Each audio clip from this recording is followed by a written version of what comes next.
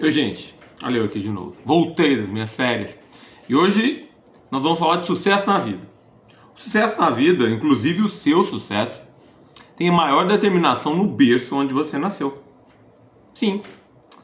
Começou nascendo errado é a grande determinante do fracasso econômico e social.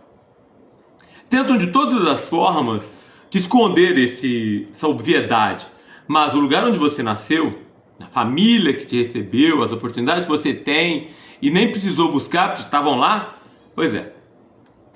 Três dos maiores pensadores do último século, o economista Thomas Piketty, o sociólogo Pierre Bourdieu e o filósofo John Rawls, nos ajudam a entender exatamente isso, porque o mundo não é tão desigual, mas as condições essas são. E o que podemos fazer a respeito? Bom, vamos começar com Piketty, que tem um best-seller, uma obra que eu li, recomendo muito, que é O Capital do Século XXI. E ele tem uma fórmula simples, mas é bem assustadora. É a R maior que G. Pô, quer dizer isso? Isso significa, historicamente, o retorno do capital, ou seja, quem tem dinheiro, o lucro, quem já investe esse dinheiro, é maior que o crescimento da economia como um todo, que é composto pelo aumento geral dos salários e da produção industrial, agropastoril. Sim, tem gente que ficando rico com a maior fatia do bolo dos esforços coletivos sociais. É isso que o livro dele diz, mas é um livro gigante, fantástico, muito importante. Isso é determinante para os últimos tempos em que vivemos na sociedade ocidental. Os gráficos no seu livro mostram a linha de patrimônio tem subido muito mais do que a renda do trabalho, especialmente ultimamente. Nem sempre foi assim. A conclusão prática é assustadora. Muito pouco provável que você suba na vida por a dedicação ao trabalho. Thomas Piketty nos revelou também que teve uma época de ouro, que a gente vai falar, o povo antigo, o pessoal, o trabalho, o trabalhador. A remuneração do trabalho no período pós-Segunda Guerra até o início, na reconstrução da Europa, né, até o início dos anos 70, mais ou menos em 1975, quando eu nasci, eu acho que é um divisor de águas, hein?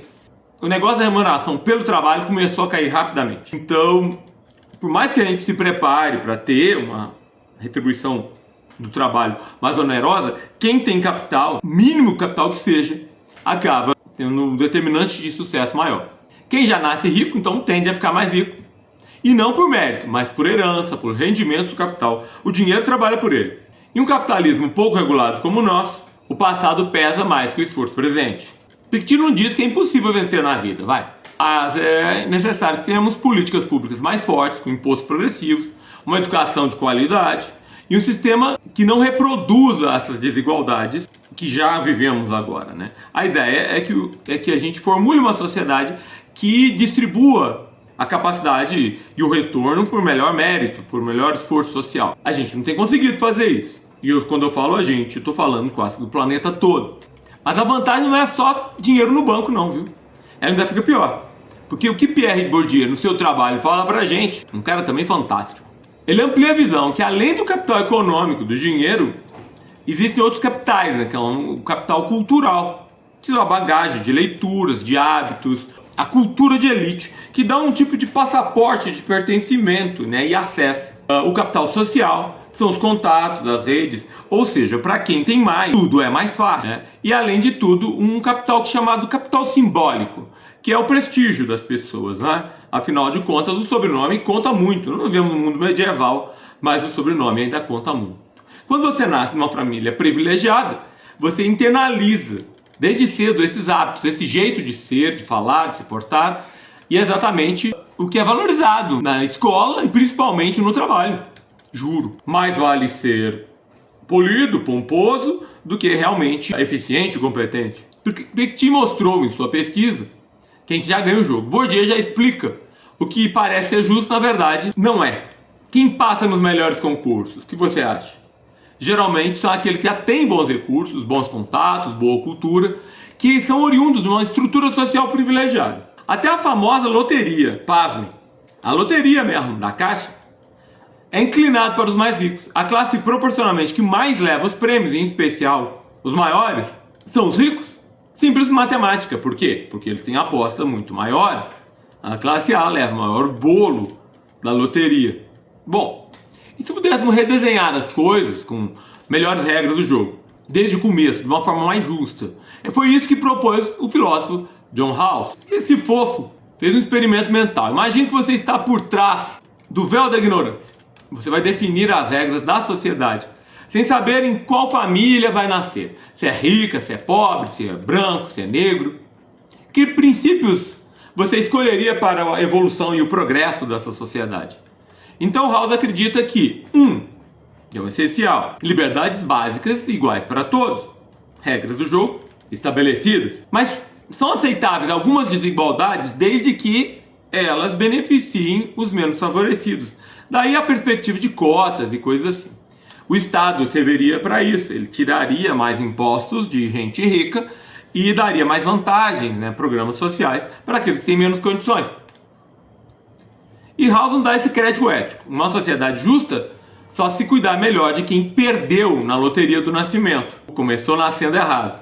Isso não é teoria só. Isso é uma formulação política que diversas nações têm aplicado, inclusive o Brasil. Pasme.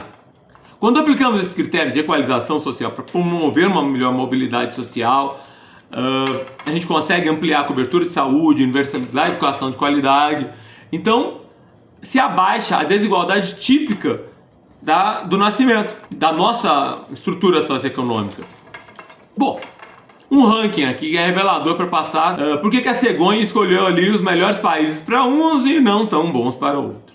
Tem nações, umas micro, que nelas nascer já ganharam a loteria. Liechtenstein, Luxemburgo, essa eu não vou contar. E também tem algumas nações que são as que a gente chama de nações inviáveis, Você pede para recomeçar do zero quando você nasce num lugar assim.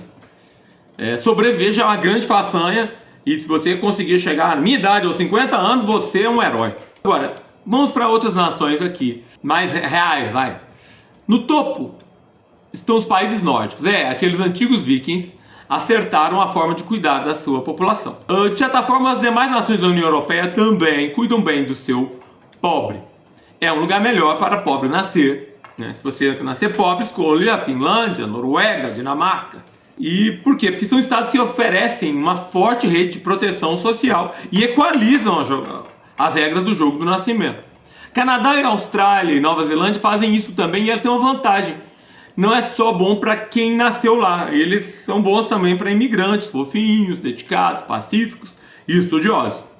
Já Estados Unidos, Israel, Emirados Árabes, com os predões bonitos, a riqueza, não são nações muito boas para quem nasceu pobre, mas sim para quem já tem capital. Não se arrisque nascendo pobre por essas bandas, vai. E o Brasil? Melhor para quem nasce com bastante dinheiro, isso é verdade. Taxas de juros astronômicas, aí você se multiplica o seu patrimônio sem qualquer esforço e com baixo risco, viu? Bem protegido. Para o pobre do nosso país, a gente está no meio da lista, mais ou menos, do ranking de nações para nascer pobre. Porque muito por causa que o SUS e a educação pública têm segurado a barra pesada da nossa população pobre massiva, que não teria condições de ter acesso privado a esses bens. Em critérios econômicos, o Brasil está entre os países onde a diferença entre o retorno do capital e o crescimento econômico é mais dramática, resultando no maior efeito de quem tem dinheiro não precisa trabalhar no planeta.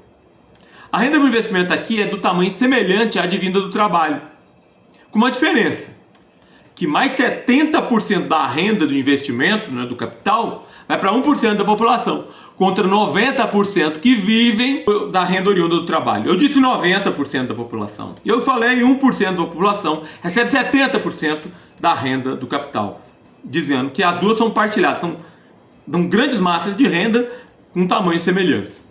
Bom, Piketty, Bourdieu, Rawls, cada um à sua maneira tiraram a ilusão da meritocracia. Eles mostraram que o talento e o esforço são importantes sim, mas a disputa na corrida, para muitos, já começou há décadas atrás, com uma vantagem imensa para quem nasce de famílias abastadas.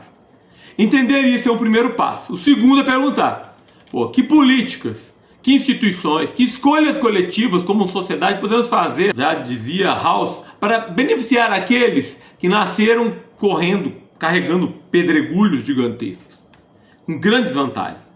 Como podemos recompensar o esforço, a dedicação, a inteligência, a benefício coletivo e social, né, da contribuição de um indivíduo em prol da humanidade, de forma a que vale a pena toda esse esforço, essa dedicação.